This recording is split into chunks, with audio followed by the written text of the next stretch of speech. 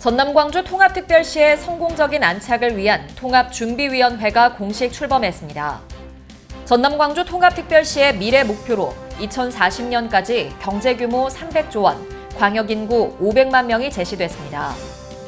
7월 1일 출범하는 전남 광주 특별시 교육청은 현행 광주시 교육청과 전남도 교육청보다 조직이 확대될 전망입니다. 더불어민주당 등 6당이 6.3 지방선거 일정에 맞춰 추진하려던 헌법 개정이 결국 무산됐습니다. 5.18 민주화운동 최후 항쟁지인 옛 전남도청이 18일 정식 개관합니다. 시청자 여러분 안녕하십니까? TBS 광주 전남권 뉴스입니다. 전남 광주 통합특별시의 성공적인 안착을 위한 통합준비위원회가 공식 출범했습니다. 각 분야 전문가 14명으로 구성된 준비위원회는 통합특별시 출범 전까지 시도민의 목소리를 현장에서 수렴하고 정책 조율과 세부 실행 계획을 점검합니다. 특히 행정안전부가 준비위에 참여하면서 광주시와 전남도는 행정체계와 예산 통합 작업에 속도를 내기로 했습니다. 전남 광주 통합특별시 준비위원회는 특별시 출범 전까지 매주 광주와 전남을 번갈아 가며 회의를 열고 주요 현안에 대한 해법을 논의해 나갈 계획입니다. 전남 광주 통합특별시의 미래 목표로 2040년까지 경제규모 300조 원, 광역인구 500만 명이 제시됐습니다.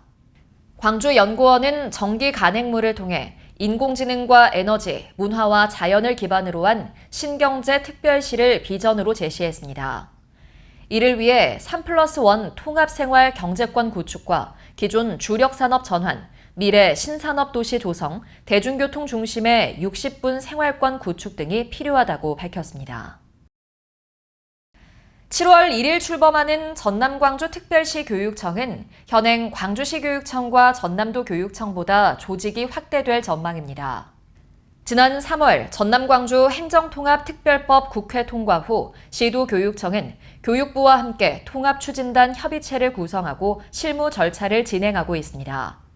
통합추진단은 전남 광주 특별시 교육청 조직을 1실 6국 형태로 설계 중이며 현 시도교육청은 3국 체제로 운영하고 있어 특별시 교육청에 1실을 추가 설치하게 됩니다. 또 특별시 교육청 주청사 지정과 세부적인 인사, 승진 체제 변경은 초대 특별시 교육감이 결정할 방침입니다. 더불어민주당 등 6당이 6.3 지방선거 일정에 맞춰 추진하려던 헌법 개정이 결국 무산됐습니다. 더불어민주당과 무소속 광주시의원 일동은 성명을 내고 민주화운동의 상징인 5.18과 부마항쟁의 헌법 전문 수록이 국민의힘의 조직적인 반대 속에 무산됐다고 비판했습니다.